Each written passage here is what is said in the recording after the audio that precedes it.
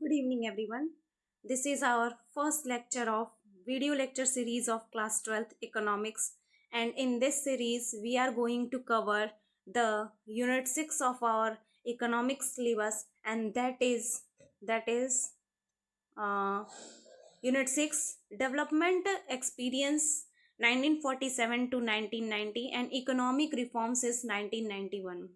Accountancy की video lecture series हम start कर चुके हैं.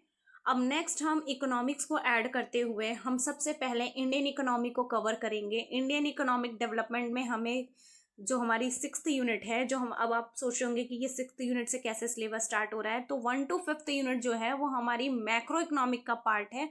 डिस्कशन में हम सबसे पहले इंडियन इकोनॉमिक डेवलपमेंट को कवर कर रहे हैं, तो यहाँ से 6th यूनिट की स्टार्टिंग होती है. 6th यूनिट जो हमारा है वो हमें 1947 से 1990 तक का जो टाइम पीरियड है, उस समय इकोनॉमिक डेवलपमेंट कैसा था इंडिया में, ये चीज़ें हमें यहाँ पे डिस्कस करनी है इस यूनिट में. अब अलग अलग पब्लिकेशंस इसको 3 चैप्टर्स 4 चैप्टर्स में डिवाइड की गई इस यूनिट को. तो पहला चैप्टर हमारा फर्स्ट चैप्टर है, that is Indian economy on the eve of independence. तो फर्स्ट चैप्टर 6th यूनिट के फर्स्ट चैप्टर को आज हम टेकअप करेंगे, इसको डिस्कस करेंगे. तो not wasting much of the time, let's start our discussion. First chapter क्या है? Indian economy on the eve of independence. ये पूरा चैप्टर रिवॉल्व करता है कि जब इंडियन इकोनॉमी फ्री होने वाली थी ब्रिटिशर्स की रूलिंग से, जब हमें इंडिपेंडेंस मिलने वाली थी 15 अगस्त 1947, तो इंडिपेंडेंस से जस्ट पहले, ईव का मतलब होता है एक शाम, तो 15 अगस्त से पहले की शाम होगी 14 अगस्त. तो 14 अगस्त 1947 तक जो इंडिया की इकोनॉमी है, इसका क्या फीचर था, क्या कैरेक्टरिस्टिक थी, कैसा स्ट्रक्चर था, इसको हम फर्स्ट चैप्टर में हम कवर करेंगे. अब जब बात आती है इकोनॉमी की, हम इकोनॉमी की स्टडी करते हैं तो इकोनॉमी के बहुत सारे पैरामीटर होते हैं. जैसे कि इकोनॉमी के कई पॉलिटिकल पैरामीटर से देखा जाता है, फिर डेमोग्राफिक प्रोफाइल से देखा जाता है, अलग अलग सेक्टर को देखा जाता है, primary sector, secondary sector, tertiary sector. तो यहाँ पे जो हम टॉपिक्स को कवर कर रहे हैं, वो सबसे पहले जब हम feature of Indian economy on the eve of independence देख रहे हैं, तो सबसे पहले जो डिस्कशन स्टार्ट होती है वो होती है एग्रीकल्चर सेक्टर की, कि उस समय एग्रीकल्चर सेक्टर कैसा था.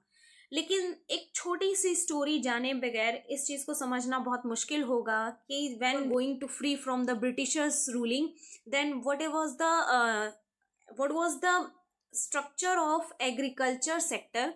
Before that, I am going to take up a short summary of the time period or the economy before the advent of British rule. सबसे पहले हम उस टाइम पीरियड की डिस्कशन करते हैं बहुत शॉर्ट में, इंट्रोडक्शन में, कि ब्रिटिशर्स जब इंडिया में आई. अब देखिए, थोड़ी सी स्टोरी आपको मैं बता देती हूँ. ब्रिटिशर्स का इंडिया में आना, जब पहले उन्होंने इंडिया में जो उनकी रूलिंग मतलब जो उनका एडवेंट हुआ था, तो वो प्योरली कमर्शियल पर्पज से हुआ था. पहले वो इंडिया में आए थे तो उनका मोटिव था यहाँ से ट्रेड करना. फिर हुआ क्या, ट्रेड करते करते फिर उन्होंने अपना जो है यहाँ पे कमर्शलाइजेशन स्टैब्लिश किया. मतलब यहाँ पे वो अपना फैक्ट्रीज लगाने लगे, प्रोडक्शन करने लगे. और ये करते करते फिर धीरे धीरे उनके मन में रूलिंग का भी आइडिया आ गया कि अब यहाँ रूलिंग करनी चाहिए. तो उनकी रूलिंग स्टार्ट होती है जब पहली बैटल इन लोगों ने प्लासी में, उस समय बंगाल, प्लासी बंगाल में एक जगह है, और वहाँ पे उस समय बंगाल में जो गवर्नर रूल कर रहे थे सिराजुद्दौला, उनसे इन्होंने पहली बैटल फाउट की थी, और वो बैटल में ये जीते थे. 2-3 बैटल्स इन्होंने लगाई थी. ये हम हिस्ट्री नहीं पढ़ रहे एक्चुअली, बस आपको मैं एक ओवरव्यू दे रहे हैं, तो आप इतना जानिए कि जो बैटल ऑफ प्लासी 1757 में ब्रिटिशर्स की विक्ट्री हुई थी, यहाँ से उनकी रूलिंग स्टार्ट हो गई थी. ब्रिटिशर्स इंडिया को 1757 से रूल करना स्टार्ट कर दिए थे. बंगाल के बाद फिर इधर मद्रास के बाद मराठा के बाद फिर ये जो सेंट्रल नॉर्थ वाला रीजन है अवध, देन अवध के बाद फिर पंजाब. ऐसे करते करते फिर क्या कहते हैं, इन्होंने पूरे इंडिया पे अपना कंट्रोलिंग स्टार्ट कर दिया था. नेक्स्ट आते हैं, तो अब बात आती है कि जब पूरी इंडियन टेरिटरी पे ब्रिटिशर्स ने अपनी रूलिंग स्टार्ट कर दी, तो इन्होंने इकोनॉमी के लिए किया क्या. इकोनॉमी के लिए इन्होंने कुछ भी नहीं किया। अब आप कहेंगे ये रूलिंग कर किस लिए रहे थे? इनका सिर्फ एक पर्पस था कि इंडिया की जितनी भी वेल्थ है, जितनी भी यहाँ की वो मनी है, इन सबको ये इस ड्रेन करके ब्रिटेन में लेके जा रहे थे। इंडिया को वो एक तरीके से एक्सप्लॉइट कर रहे थे, यहाँ के नेचुरल रिसोर्सेज को, यहाँ की मैन पावर को, यहाँ की वेल्थ को, इन सारी चीजों को ये क्या कर रहे थे? एक्सप्लॉइट कर रहे थे और इसको अपनी कंट्री के डेवलपमेंट के लिए यूज कर रहे थे। यहाँ पे इनको करना कुछ नहीं था, बस जितना ज्यादा यहाँ से निचोड़ सके ये था इनका मकसद। अब बात ये आती है कि ब्रिटिशर्स ने इंडिया को टारगेट क्यों किया, इंडिया में ही क्यों आए, बाकी कंट्रीज, क्या और कंट्री में भी गए थे, क्या और कंट्री को भी इन्होंने अपना कॉलोनी बनाया था, क्या वहाँ भी रूलिंग की है? तो यस, और अदर कंट्रीज भी हैं अदर देन इंडिया। बात ये आती है कि इंडिया से ही क्यों अट्रैक्ट हुए इतना ज़्यादा, इंडिया में ऐसा क्या था जिसकी वजह से ये अट्रैक्ट हुए इंडिया की तरफ? तो ये देखिए topic 1.2 feature of Indian economy before the advent of British rule. Before the advent of British rule, Britishers के आने से पहले इंडियन इकोनॉमी कैसी थी? फर्स्ट पॉइंट है, India was an independent, self reliant and prosperious economy. India कैसे थी? Independent. India पे किसी की रूलिंग नहीं थी। इंडिया के जो अपने मारवाड़ी राजा और ये नवाब वगैरह थे अलग अलग प्रांतों में, अलग अलग टेरिटरी में, तो वो अपनी रूलिंग कर रहे थे। आउटसाइडर कोई रूलिंग यहाँ पे नहीं थी। India was an independent, self reliant. Self reliant कहने का मतलब मैक्सिमम चीज़ें जो इंडिया में कंज्यूम की जाती थी वो यहीं की प्रोडक्शन, यहीं से प्रोड्यूस की जाती थी। ज़्यादा हम लोग बाहरी चीज़ों पे डिपेंड नहीं थे। इवन कि जो हमारे यहाँ इंडस्ट्री थी, सेकेंडरी सेक्टर था, तो वो हैंडीक्राफ्ट इंडस्ट्रीज थी। हैंडीक्राफ्ट इंडस्ट्रीज इसलिए थी क्योंकि हमारे पास लैक ऑफ कैपिटल गुड्स थे। अब कैपिटल गुड्स क्या होती है? बड़ी बड़ी मशीनें, जो फैक्ट्रीज में प्लांट लगते हैं जिनकी हेल्प से प्रोडक्शन होता है, तो हमारे पास कैपिटल गुड्स नहीं थे। कैपिटल गुड्स ना होने के कारण हम लोग हैंडीक्राफ्ट वर्क में ज़्यादा इन्वॉल्व होते थे। हाथों की कलाकारी, फिर चाहे वो बिल्डिंग की नक्काशी हो, फिर या कपड़ों की कारीगरी हो, या फिर कुछ फूड आइटम्स बनने हो, तो सेल्फ मतलब हम आत्मनिर्भर थे। सेल्फ रिलायंट एंड प्रॉस्पेरियस, किसी चीज़ की कमी नहीं थी। अच्छा मतलब इवन की जो राजा महाराजाओं का भी जो कोष हुआ करता था, ट्रेजरी हुआ करती थी, इतना धन होता था कि किसी भी आपदा के समय, अकाल के समय वो अपनी अपनी प्रजा का, अपनी अपनी टेरिटरी को इजीली जो है फीड कर पाते थे। तो फर्स्ट फीचर क्या था? India was an independent, self reliant and prosperious economy. Next आते हैं second feature, agriculture was the main occupation और livelihood for most of the people. अब यहाँ पे क्या बात आती है कि एग्रीकल्चर जो था वो मेन ऑक्यूपेशन था मोस्ट ऑफ द पीपल के लिए। मतलब अब agriculture was the main source of livelihood for most of the people and about 2/3 of the population was engaged in agriculture. जो भी पॉपुलेशन हुआ करती थी, पॉपुलेशन का टू थर्ड कहने का मतलब है अप्रॉक्स 66%। कहीं कहीं पे 66 बताया जाता है, कहीं कहीं पे अराउंड 78 बताया जाता है। अलग अलग पब्लिकेशन, अलग अलग ऑथर अलग अलग डेटा जो है वो फीड कर मतलब डेटा प्रोवाइड करते हैं। तो हम ये मान के चलते हैं कि अराउंड 70% जो पॉपुलेशन है उनका मेन जो लेवलीहुड का सोर्स हुआ करता था जीवन यापन का, वो एग्रीकल्चर हुआ करता था। ये था feature. Next point is India was well known for its handicraft industry in the field of cotton and silk, textile, metal and precious stone work. अब ये क्या है? India was well known, India को मतलब इंडिया काफ़ी जाना जाता था अलग अलग कॉन्टिनेंट में, अलग अलग कंट्रीज़ में।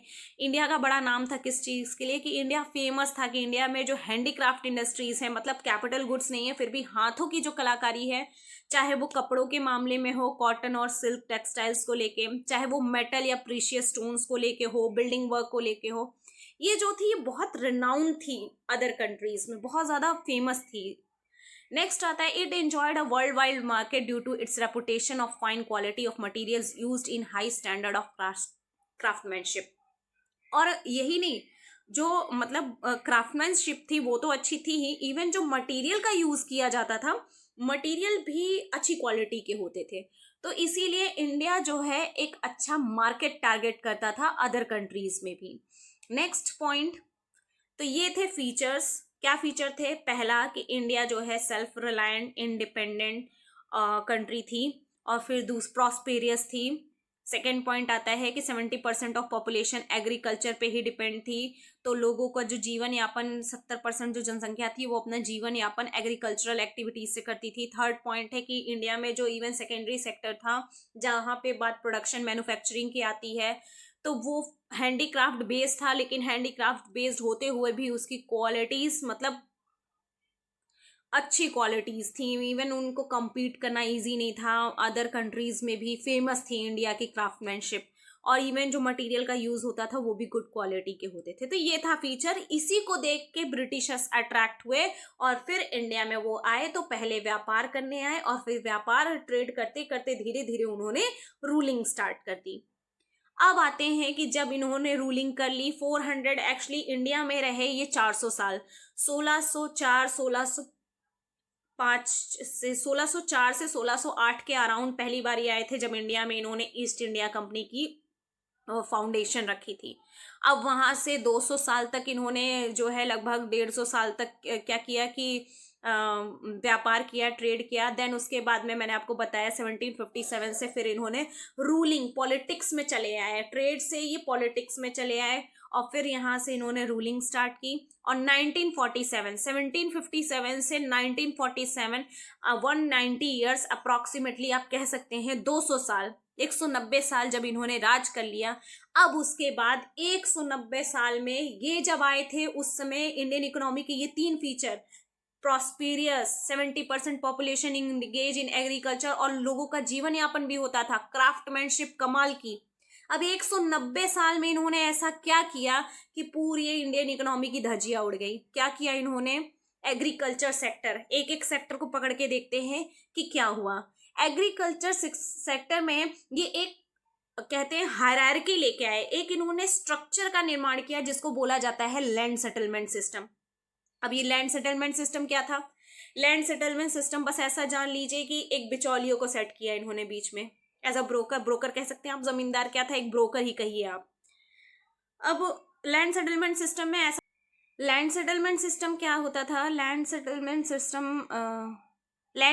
सिस्टम एक ऐसा सिस्टम था जहाँ पे एक हायरार्की बना दी जाती थी। अब ये हायरार्की क्या होती थी कि जैसे कि ब्रिटिशर्स होते थे और पीजेंट्स होते थे, ब्रिटिशर्स होते थे और पीजेंट्स होते थे, किसान। इनके बीच में एक थर्ड पार्टी को लाया गया जो कि जमींदार।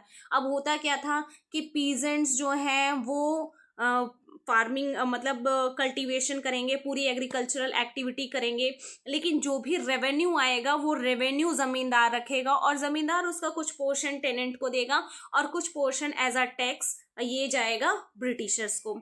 तो एक ऐसा सेटलमेंट बनाया गया था, लैंड सेटलमेंट सिस्टम। अब इस सिस्टम में क्या प्रॉब्लम थी? पीजेंट जब तक अपने लैंड का खुद ओनर था तो वो उस ओनरशिप थी उसके पास और पूरा रेवेन्यू उसके पास आता था, तो वो लैंड के इम्प्रूवमेंट के लिए स्टेप्स ले पाता था।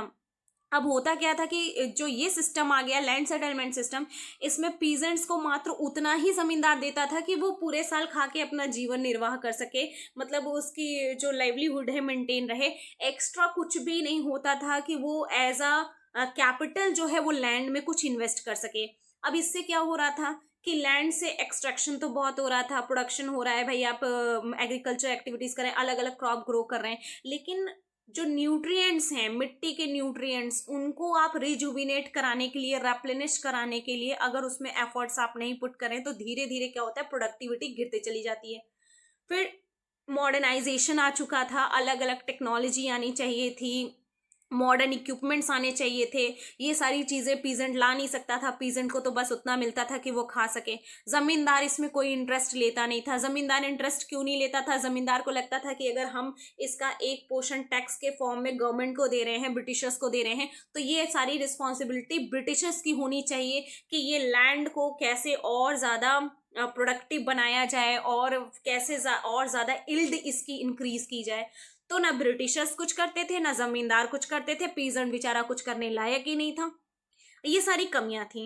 अब क्या हुआ, लैंड सेटलमेंट सिस्टम की क्या कमी है आपने देख लिया कि तीन लोग एक फील्ड पे, तो तीनों एक दूसरे का मुंह देख रहे हैं कि इसकी इंप्रूवमेंट के लिए कौन वर्क करे। नेक्स्ट आता है कमर्शियलाइजेशन ऑफ एग्रीकल्चर। जब ब्रिटिशर्स नहीं आए थे उससे पहले लोग इतने भोले भाले इतने इनोसेंट होते थे कि वो ये सोचते ही नहीं थे कि एग्रीकल्चर को कमर्शियलाइज किया जाए। उनका मतलब ये था कि बस सबसिस्टेंट फार्मिंग करनी है। सबसिस्टेंस फार्मिंग में क्या होता है कि अगर हमें एक साल अपना हमारी 5 लोगों का परिवार है और उसको फीड कराने के लिए हमें इतने इतने अनाज की रिक्वायरमेंट है, तो उतना इनको अगर लैंड से मिल जाता था तो ये आगे और ज़्यादा एफर्ट्स नहीं लेते थे कि मंडी में जाएं, एक्स्ट्रा क्रॉप्स को सेल करके वहां से रेवेन्यू अर्न करें। ये इनका ऐसा इनका माइंडसेट नहीं होता था। लेकिन जब ब्रिटिशर्स आए तो उन्होंने क्या किया, लोगों को गेहूं चावल से गन्ने अफीम, मतलब आपने सुना होगा नील की खेती जबरदस्ती कराई जाती थी, अफीम की खेती जबरदस्ती कराई जाती थी। बिहार के एक गांव चंपारण में इसी के लिए किसानों ने आंदोलन भी किया था। तो ये सब ये करते थे। ऐसा क्यों करते थे? क्योंकि ये जो अफीम है या नील है ये बहुत महंगे होते थे, तो इनको यहाँ प्रोड्यूस करके ले जाके यूरोप में बेचते थे। यहाँ पे बहुत सस्ते में प्रोड्यूस करा लेते थे और फिर अपनी कंट्री में ले जाके इंपोर्ट करते थे और फिर वहाँ पे फिर ये अलग अलग उसी यूरोप में या फिर अलग अलग कॉन्टिनेंट के अलग अलग देशों को बेचते थे काफ़ी हाई प्राइसेस पे। तो बहुत अच्छा खासा प्रॉफिट ये अर्न करते थे। इन्होंने एग्रीकल्चर को कमर्शियल पर्पज से देखना शुरू कर दिया सबसिस्टेंस फार्मिंग के बजाय।